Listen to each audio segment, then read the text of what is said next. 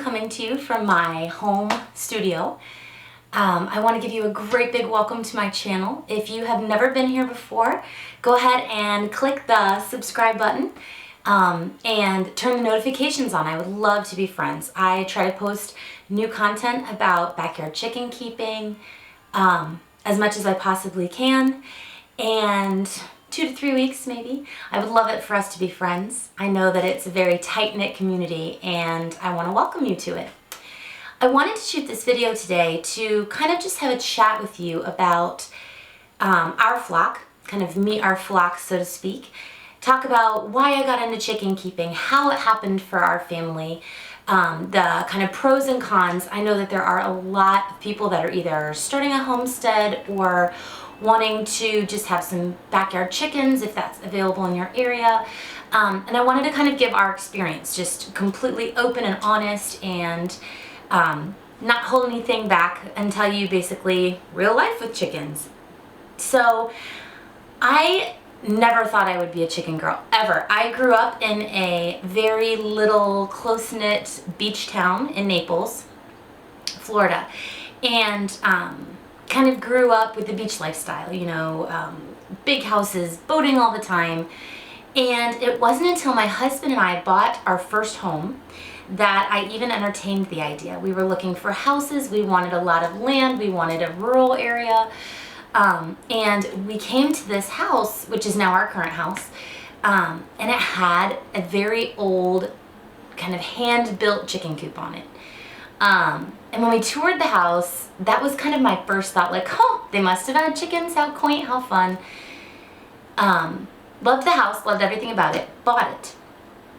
About 2 months in, I started to have kind of a change of heart. And I started to think, oh, I think that would be so much fun to raise chickens. Didn't know what I was doing, didn't know anatomy, didn't know, anything. I knew baby chickens were cute and that's what I wanted. It might be some of your experience. And I started to do a little bit of research. I decided that it would be really fun to at least try with a couple. So fast forward maybe a month, my husband and I were at our local Rural King. If you don't know what Rural King is, they are a big national distributor of farm and housekeeping, hold kind of supplies.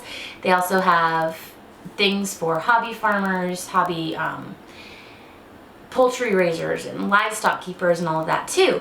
So we were there buying dog food, I think, and they had their big bins of babies, which is still one of my happy places in the world.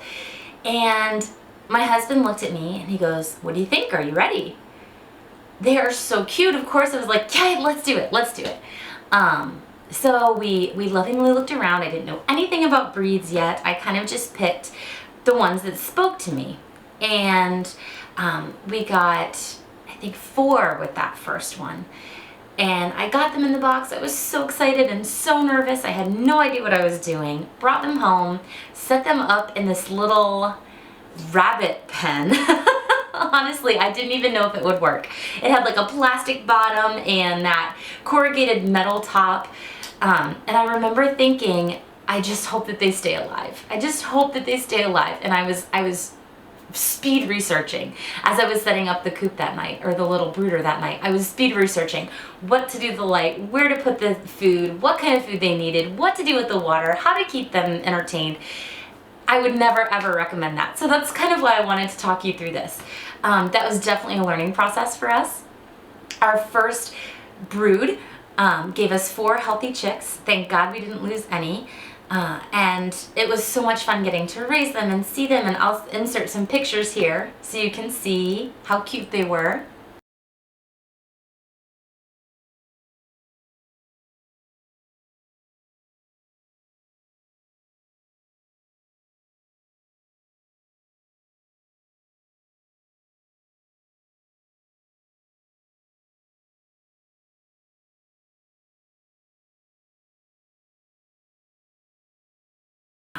Let them grow and grow and grow. They were growing in our garage, and I was very excited, and finally the time came to put our babies outside. It was very difficult. We had a coop that had already been built for us, thank goodness, because that's kind of one of the things that people really struggle with is what coop to build and where to put it and how to set it up and all of that. So I kind of inherited a little bit of a rundown coop that we made work for our purposes. Put our chickens in there and realized the dangers. We started out with just a coop. We live in South Florida, so it's very hot. It had just chicken wire around the walls. It didn't even have walls or a door that actually shut. It was just all made out of scrap wood that the previous owner had found in his garage, and he built it. So right away I knew I had to start doing things. We started off with just farm wire, kind of as the chicken run. It was like a little perimeter. I'll put a picture in here so you can see what I'm talking about. But it was just a little perimeter, and thought that it was great. You know, I'd seen pictures of that everywhere. Well, little did I realize that we live in South Florida. There are many predators. Hawks, coyotes, bear live down here, wild cats. I mean, you name it, we have it. Snakes. And I found out very quickly that I needed a more stable, more secure way to keep my girls. I didn't want to lose any. Peek into our coop. I wanted to kind of go over the breeds that we have for you all so that you can kind of tell the difference. I know I put all their names up, but I wanted to kind of list them off for you in case you are looking to add to your flock or want to know what to start with. I'm going to go through the breeds and then kind of their characteristics. So if you don't mind, I have my notes and I'll kind of be looking down if you're wondering that's what that is. We have 3 Americanas, which are the brown and black, very sleek looking birds. They have kind of feathers right here on their necks, and they are blue leg ayers. They kind of go between blue, sometimes a little bit of a greenish depending on what she's eating. But they add a lot of variety to our egg basket. It's beautiful. I love Americanas. They're very gentle. They're not overbearing like some breeds can be. They make great pets. They're good with kids. Speckles, our oldest, she is very people friendly. She comes right up to you to eat from your hand. She's very gentle with any of the kids that we've had around the coop, with our 2. She's very good with them. So that's definitely a great breed if you want kind of a hobby chicken. They make a great one. We've got 3 barred rocks. One of them is Zeebs. She is kind of our head lady. She's kind of the boss. She keeps all the babies in line when they're coming in. She teaches the chickens kind of how to forage and peck and hunt, and she's kind of authoritative. She's also our biggest chicken, but they are another one. They're not very flighty. They're pretty calm in nature.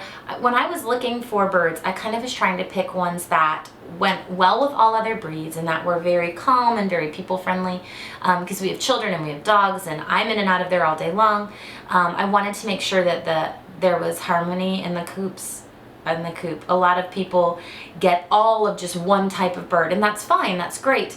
But like I said, I'm a hobby person, and I wanted my chicken yard to be as varied and beautiful as it could be. So that being said, we added 3 speckled Sussex. They are the ones in the video that were red and black, and they have white speckled on them. It almost looks like somebody took a paintbrush and kind of just flicked it at them. They are the easiest ones to tell apart because their coloring is, all 3 of them are different. They're very sweet. They're relatively young.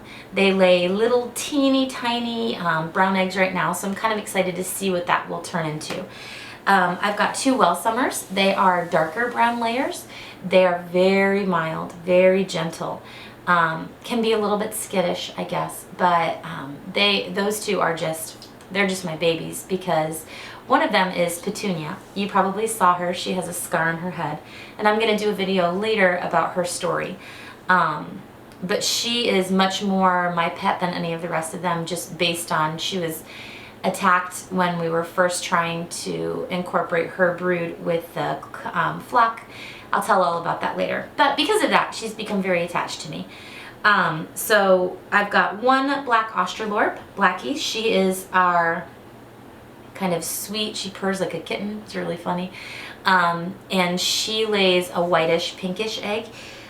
We've got 2 buff Orpingtons. They're the big fluffy golden ones. They have like the fluffiest butts and they're so soft. We've got 3 Lavendar Orpingtons, which are our youngest babies right now. They are not laying yet, so I'm not sure what shade their eggs will be. I think they're a light to medium brown egg layer, but we'll see when they start laying. We've got 3 production Reds, which is a cross between a sex-link and a Rhode Island Red. They're actually bred for farms because they produce a lot of eggs. I think it's something like maybe 325 a year. I'm not really sure. It's almost daily. And then we've got 2 full Rhode Island Reds, which are Ruby and Rosie, and they've been with us since the 2nd generation that we kind of brooded through. So, like I said in the beginning, you know, we picked our breeds based on compatibility with other breeds and kindness and gentleness and kind of an ability to be hand-fed and trained and things like that, because we've got children and we've got dogs, and I'm in and out of there. My husband's handling them a lot, so it was really important to us that we had sweet, calm-natured birds. I hope you enjoyed meeting our flock, and I want you to subscribe, like the video if you liked it. I would love to hear from you in the comments. Tell me about your flock. What do you have? What have your experiences been? And where your flock is based? Have a great day, everybody. Bye!